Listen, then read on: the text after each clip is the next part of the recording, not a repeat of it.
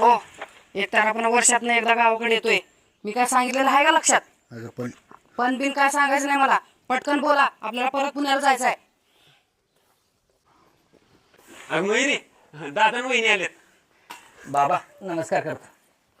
जा बरं चहा ठेव जा पटकीना. हा लगेच ठेवते. हे, आम्ही चहा नाही कॉफी पितो. बरोबर काय हरकत नाही, तुम्ही फ्रेश व्हा तोपर्यंत ती कॉफी घेऊन येत्या. हो, जावा बाहेर, बाबा एकटे बसल्यात. तो विषय बोलून घ्या, आपल्याला जायचं आहे. खरं नाही बा.